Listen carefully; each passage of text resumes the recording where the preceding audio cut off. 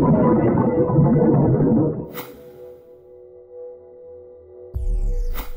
Mitch just brought up the China trip. How is the playing group feeling after that game? Yeah, bitterly disappointed.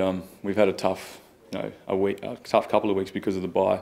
After any team has a bad loss, you just want to get out on the field and play next week to rectify your actions. But with the bye, it was a long time to stew and a long review with the coaching group. But no, I think we've had a couple of pretty good sessions. So we're just looking forward to the Demons this week. Yeah, how hard is it coming back from that bye to kind of pick yourself up again, and how's training been going? Oh, training's been really hard. It feels like it's back to the pre-season, which we deserve because of our performance. It just clearly wasn't good enough, and to have the opportunity to go over to China and represent our code and also the city, the Gold Coast, and not deliver is really disappointing for the playing group and for the footy club. So coaches pointed that out with training, but they're training you harder because of the China game?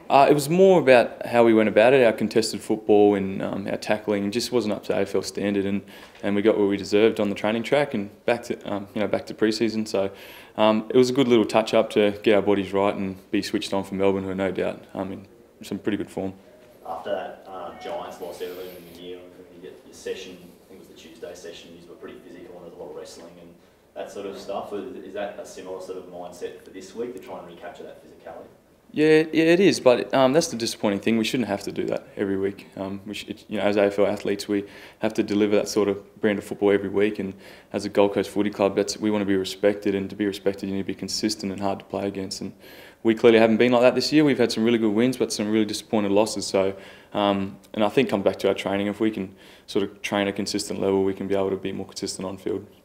A couple of weeks ago, before you guys went to Shanghai, I was talking to Jared Wicks about, the highs and the lows of the season so far, and he was talking about how you guys really need to focus on not getting too high, not getting too low. How are you guys sitting at the moment? How are you feeling? That was a great point, because after the wins, it's easy to enjoy it for a couple of days, but after the losses, it's hard to get over those. And as a footy club, and the cliches about 1 week at a time is always next week. With a bye, you got 2 weeks to wait, so it makes it a bit harder. But the boys, the attitude's been pretty good. The coaches have been firm in the review, but we still got a job to do this week and the rest of the season, so we can't really, think about it for too long. Do you feel added pressure to kind of redeem yourselves this weekend? Oh, definitely. I think as AFL footballers, you have that competitive nature, and you lose any game, you lose any contest, you're really angry and you want to win the next one. So to lose a game by that much, everyone's jumping out of their skin just to get back out on the field. Has there been a real focus to try and harness that energy into a positive outcome this weekend? Yeah, no, definitely. Like I said before, we shouldn't have to harness it, because it's our job, to play hard every week and hard to play against. But I feel like a lot of the boys have a chip on their shoulder this week, and Melbourne, who are a very contested, strong team, what better team to come up against after a disappointing loss? Steve, coming off contract at the end of this year, are you waiting till the stuff with the CBA and the AFL sorted before you make a decision about your future? That was certainly a little factor. The CBA is coming close now. We've had a meeting with the AFLPA, so it's not too far away. But it wasn't the only thing. I've just, with the new role as captain, and I haven't really spoken to my manager that much this season. He's just letting me focus on my football, because as a young captain, it is a new role, and I just want to focus on it and not. And I know we can look at it that maybe we should lock away a deal earlier, but I just feel like I had priorities in front of me, which is my performances, and I didn't have a great start to this season, so I've just been trying to be the best player and leader I can this year. When you're looking at the starts of conversations with the club, is it waiting until the end of the season? Is it June, July? No, I wouldn't. I don't know the time frame, but I wouldn't say it'd be end of the season. I'm sure, because our bye was early this year, it's probably a bit soon, but I'm sure in the next month or so, my manager and the club will be in talks for sure. There's been a bit of speculation about you moving down to Melbourne. You went to school there. Would you like to return? Down to Melbourne, no. Yeah, I did have a good few years there at school, but it is pretty cold down there. I've got a pretty good balance up here on the Gold Coast. So you're enjoying the beaches and yeah. 30 degrees every day? Yeah, Darwin boy doesn't mind the hot weather up here. The fact you haven't sort of progressed much at this stage with those chats, Steve, is that can we draw from that there is a little bit of hesitation, there's a bit to weigh up for you at the moment? Certainly. I think anyone coming out of contract has a lot to weigh up, because you commit your future to the footy club, and so I wouldn't say I've been hesitant. It's been a plan of action for 18 months, and in my previous contracts have always been a well thought about process, not just sign when when the time's right. So no, I'm expecting those talks to pick up in the next few weeks, I think. What would you like to see from the club's perspective, I guess, over the next 13, 14 matches? What do you need to see to sort of lock you in as this? Oh yeah, I think just like as we spoke about earlier, just the consistency. Not winning every game, but being competitive and showing that effort and to earn some respect in the league. That's what I would want to be a part of, and I'm sure that's what everyone here at the Suns want to be a part of, from the coaches way down to to the rookies coming into the team. So and that's what mostly my job as a captain though is to make sure the boys are performing, and clearly haven't been doing that well this year. So that's been my focus week in to week out. Now that you've had a couple of months off the captaincy, how have you found that that's changed your week to week, or your preparation, or how have you found it's changed your? Not too much, because last year Tommy Lynch and myself took over from Gaz towards the end of the year. So when the added media, there's added responsibility on your performances and criticism, which is fine because I'm highly critical of my own game. So I haven't really been affected by that too much. But no, I'm enjoying the role definitely. And when you have those big wins, it's fantastic. You come in and really excited. But when you have the losses, a lot of pressure comes back onto your shoulders. But I knew what I was in for when I accepted the job. Yes, mate, you're the only Indigenous captain in the AFL at the moment. What does that mean to you? Oh, I'm extremely proud to be one of the only Indigenous captains ever. When I found out there was only 6, I was the 6th. I was tremendously humbled by that. But this week, Sir Doug Nichols round is a very special moment for us. And this week, I don't know if you've seen Shane Edwards is wearing number 67, but I'll be wearing number 67 as well in Alice Springs. As signifying the 1967 referendum that was passed, and Indigenous Australians were counted as part of the census, counted as actual Australians. So it's a significant achievement, an anniversary, and in light of that, Tommy Lynch has put his hand up to wear number 50, as in a 50-year anniversary. So I think it's great to have a non-Indigenous captain endorsing the round as well. So I'm very humbled, and I want to be a leader, not only for the Gold Coast Suns, but for Indigenous people all around Australia, and to show them that one day you can be Indigenous captain as well, or even just be Indigenous player in the league is a special moment. And to have Sir Doug Nichols round is, extremely proud and put on the Indigenous jumper.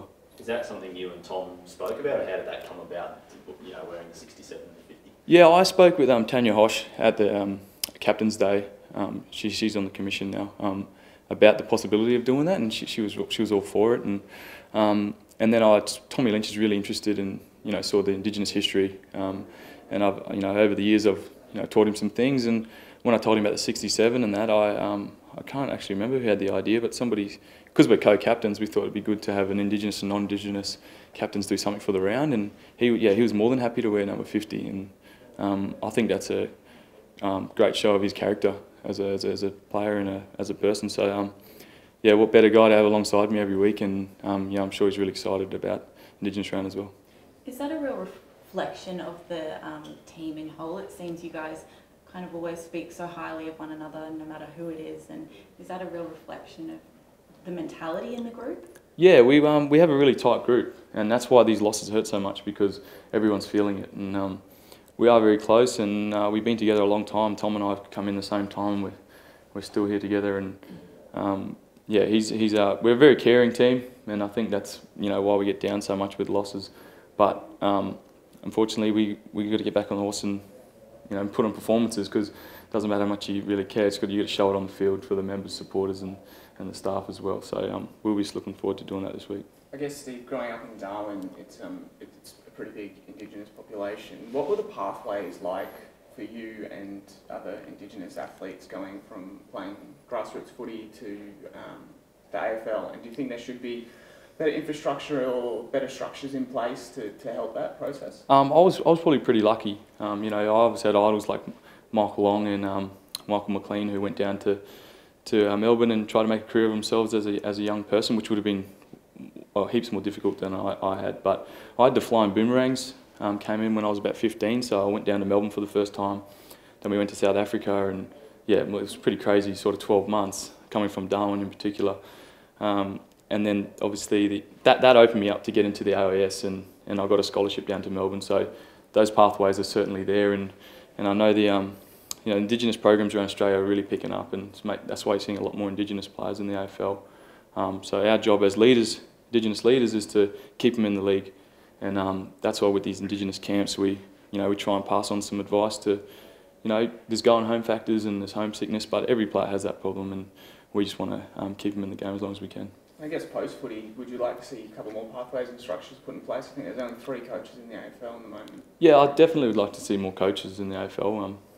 When you look at the stats and you see how many good players, Indigenous players, have put into the AFL, and then you see there's only 3 coaches, it sort of looks kind of funny because they're so talented. But we're lucky to have Chopper Lovell here as Indigenous coach, and my cousin Xavier Clark's at Richmond. So and then there's Roger Hayden. So it's a small group, but great group. And maybe post footy, I can maybe go down a development sort of role as well and lend a helping hand. Is that something you're keen to do, coach, and that sort of thing? Yeah, I'm doing my coach's course and slowly chipping away at it. But at the moment, I've got a job of captaining a footy club. So yeah, that's my priority at the moment. Steve, just one on a broader issue this morning. There was a bit of news that the AFL is looking to put in stricter enforcement of the gut punching and the jumper punching, and they're looking to start suspending players for that. What do you think of that step? I certainly think it should just come back to the match review system, as in the impact and that sort of thing, because there can be jumper punches that are nothing, and then there can certainly be ones that hurt, that cause damage. So I think they have to take it issue by issue. They can't just throw a blanket over all the rules. But I'm sure the AFL have done a great job with all the rules and the regulations, so that they'll come to a good result. Sure. Have you ever copped a really bad stomach punch yourself? Yeah, I got one my first year from Jonathan Brown. So that was. If you asked me then, I would have said, yeah, throw the rule in. But that was all part of it. When I first came in, the big scary full forwards like that intimidated the young players. I certainly don't do that, but there are some players who use that as a tactic. But no doubt, umpires look after the players. If there's too much force in it and players are getting injured, there's free kicks awarded, and certainly suspensions have been passed down. But yeah, I don't know if they should really eradicate it in full. Are you worried about these sorts of rulings and decisions by the AFL to take the physicality out of the game and sort of take another layer out of AFL footy? No, I think they've got the game in a really good position, where there's a lot of juniors coming through and a lot of parents who want their kids playing AFL. The players' safety is number one. You can tell by a lot of the rule changes, but I'm sure the AFL, they have a strict process before they make these sort of rule changes, so they'll do the right thing, I'm sure. I guess, if you're looking at a potential player, you're looking at their skills, their fitness, and I guess their toughness.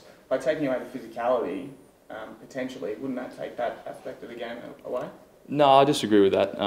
I'll use one of our own, David Swallow, the nicest guy you'll meet, and if you watch him play, you think he's a psycho.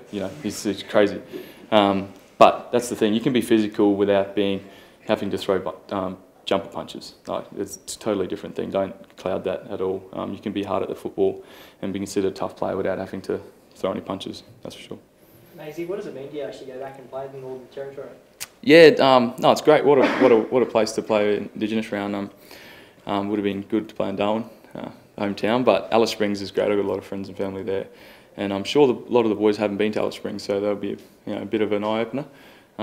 But most importantly, we're there to win a game and rectify our performances the week before, 2 weeks before. So I'm certainly looking forward to the first bounce. Now I understand some of the players have got totems. I saw Carlin was talking about his one. Do you have one yourself? Yes, mine is called a ginger. It's a crocodile, saltwater crocodile from East Arnhem Land in the NT, and you'll see on our jerseys this week all our totems are on the sides. So I'm sure the club will probably put up an explanation of everyone's totem, but that was a good way of the club getting the families involved. So my auntie did mine, Cal's auntie I think did his. So it's a nice little personal touch to the jumper this week.